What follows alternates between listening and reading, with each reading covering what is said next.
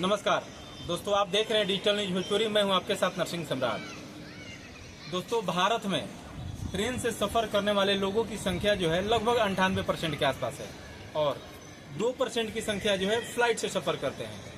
तो आज हम बात करेंगे कि भारतीय रेलवे का कुछ नियम जो है बदलाव हुआ है और क्या क्या नियम में बदलाव हुआ है, क्या क्या नया नियम बना है।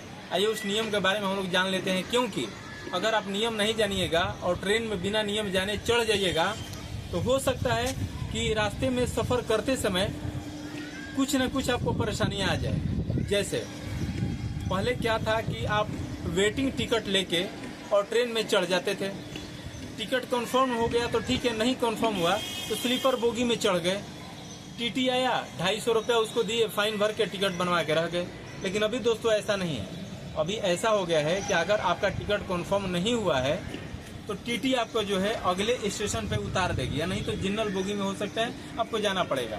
लेकिन जनरल बोगी की संख्या दोस्तों कम है और जनरल बोगी की संख्या कम होने की वजह से आपको हो सकता है रेलवे का टीटी जो है अगले स्टेशन उतार देगा और अगले स्टेशन जब उतार देगा आपको तो आपका गंतव्य स्थल यानी जहां आपको जाना है वहां जाने में बहुत ही कठिनाई हो सकती है। बहुत सारे नियम बदला हुआ है। जैसे में पहले क्या था कि आप 2 महीना 3 महीना पहले टिकट कटाते थे, टिकट कंफर्म हो गया। बहुत सारे लोग ऐसा करते थे कि ऑनलाइन जो है टिकट कटाते थे।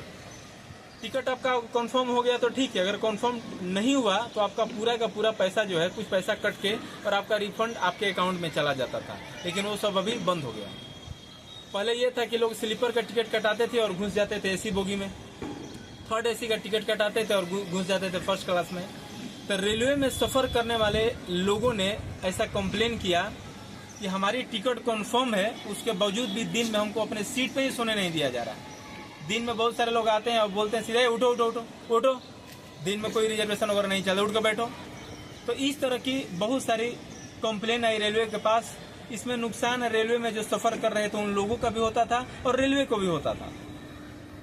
बहुत सारे नियम बदलाव हुए। नया नियम और दोस्तों ये बना है कि आप अगर काउंटर से टिकट कटाते हैं, काउंटर से अगर आप टिकट कटाते हैं और आपका टिकट अगर कंफर्म हो गया तो ठीक है, कंफर्म नहीं हुआ तो भी लोग उस टिकट को लेकर रिजर्वेशन बोगी में घुस जाते थे और टीटी जब आता था तो उसको तो उसे कैसे भी मैनेज करके जो सीट पर बैठा है उसे मैनेज करके, मान लीजिए पहले ऐसा था कि 4 आदमी टिकट कटाया, 2 आदमी का कंफर्म हो गया और 2 आदमी का कंफर्म नहीं आया तो उसी सीट पर एडजस्ट करके लोग चले जाते थे।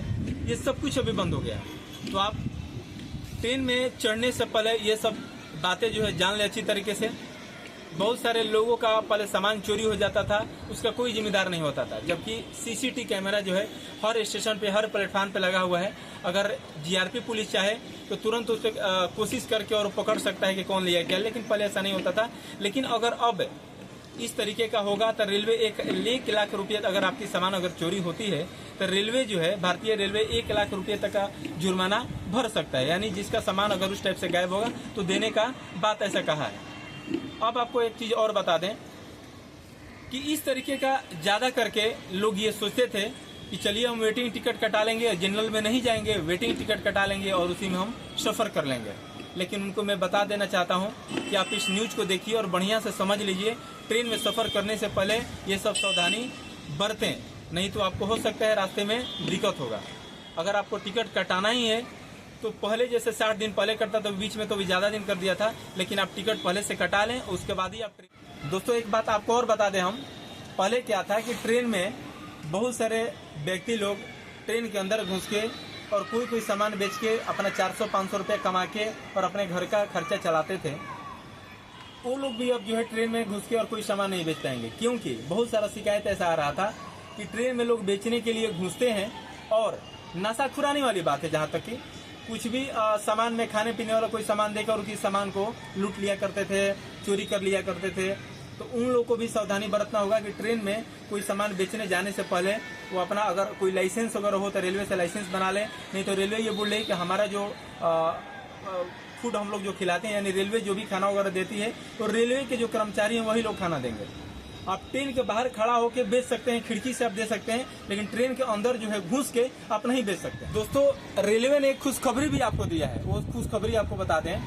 पहले क्या था कि आप मोबाइल से कोई भी टिकट बुकिंग करते थे तो एक दूरी का सीमा तय किया था, कितना दूर के बाद ही आप कर सकते थे। प्लेटफार्म टिकट आप मोबाइल ऐप से नहीं खरीद सकते हैं, आपको रेलवे काउंटर से ही जाके खरीदना होगा। लेकिन अब एक ऐप बना दिया है रेलवे ने, ये खुशखबरी है रेल में जितने सारे सफर करते हैं उन सभी के लिए, कि आप मोबाइल ऐप से आप कहीं से कहीं का भी टिकट ले सकते हैं। मान लीजिए आप अगर दिल्ली में और मुंबई का टिकट लेना चाहते हैं, मुंबई टू पटना, पटना टू दिल्ली, कहीं का भी टिकट बुक कर सकते हैं। अगर आपको प्लेटफार्म टिकट लेना है तो मोबाइल में ही और रेलवे का जो ऐप उससे आप ले सकते हैं। तो ये खुशखबरी, ये है भारतीय रेलवे का नया नियम। इस तरीके का न्यूज खबर देखने के लिए अगर अभी तक डिजिटल न्यूज भोजपुरी को सब्सक्राइब नहीं किए हैं तो प्लीज डिजिटल न्यूज को सब्सक्राइब कर लीजिए। अगर आप फेसबुक पेज पे देख रहे हैं तो पेज को फॉलो कर लीजिए और शेयर कीजिए दबा के।